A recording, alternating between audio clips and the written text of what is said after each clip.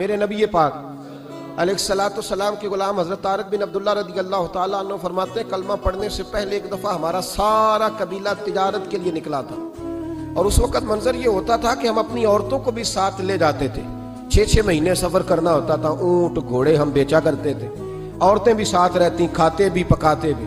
کہتے ہیں ایک سفر سے ہم واپس آ رہے تھے تو مدینے کے باہر صحرا میں ہم نے پڑاؤ کیا، اکیلے رسول پاک صلی اللہ پھر ایک دفعہ پڑھیے گا، ایک دفعہ پھر کہیے گا صلی اللہ تعالی علیہ وسلم۔ کہتے ہیں نبی پاک تنہا اکیلے، حضور نہ سیر کرتے کرتے ہمارے قافلے کے پاس سے گزرے، خیمے لگے تھے، پڑاؤ کیا، محبوب تشریف لے آئے۔ کہتے ہیں حضور سید عالم صلی اللہ تعالی وسلم تشریف لائے، کوئی قبیلے میں سے قافلے میں سے حضور کو جانتا نہیں تھا۔ ایک سرخ رنگ کا اونٹ تھا ہمارے سردار کا جو بکنے سے رہ گیا تھا، بڑا خوبصورت۔ کہتے ہیں نبی پاک کو پسند آ گیا۔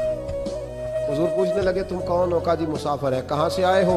فلان جگہ سے آئے ہیں۔ کس لیے آئے ہو؟ ہم تجارت کی غرض سے نکلے۔ اونٹ بیچو گے؟ بیچنا ہے۔ کتنے کا سودا طے ہوا؟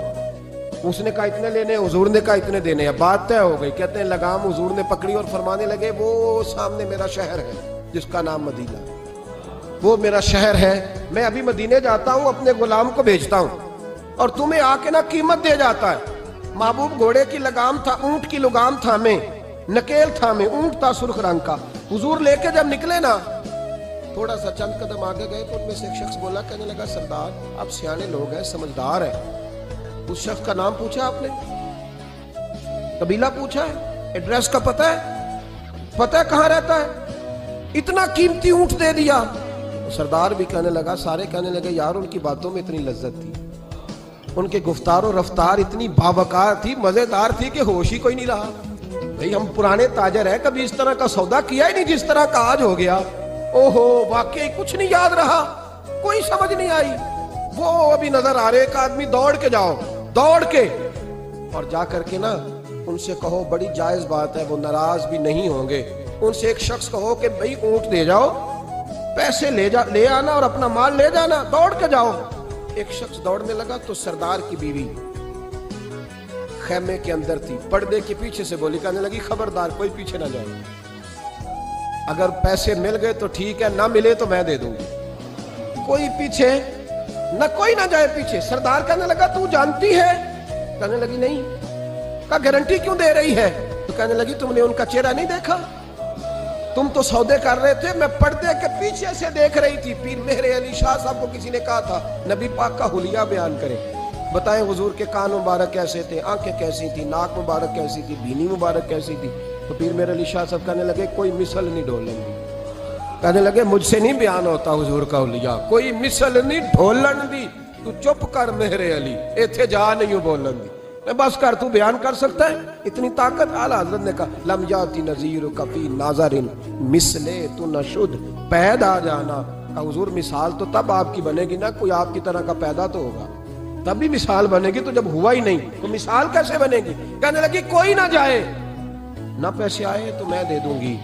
میں تو پردے کے پیچھے سے دیکھ رہی تھی، ان کے چہرے کا وقار دیکھا، ان کی آنکھوں کی روشنی دیکھی، ان کے لفظوں کا حسن دیکھا۔ تم 50 باتیں کرتے تھے، وہ ایک جواب دیتے اور گنے چنے لفظ بولتے تھے، ان کی سادگی کا وقار دیکھا۔ جانے دو، نہ پیسے آئے تو میں دوں گی۔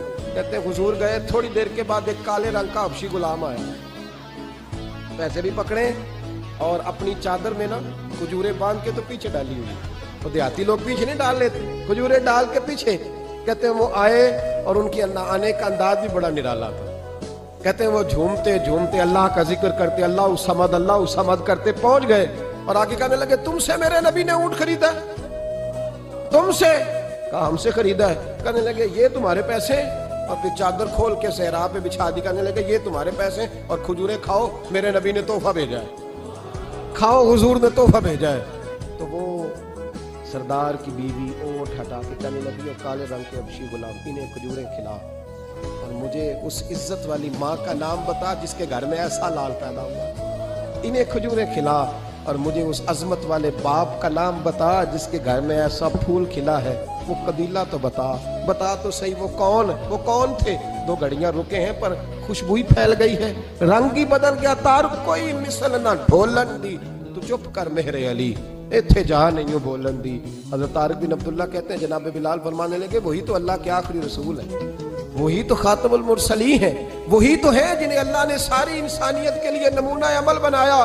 کہتے ہیں ہم اونٹ بیچنے گئے تھے پر سارے کا سارا قبیلہ ہی مسلمان ہو گیا.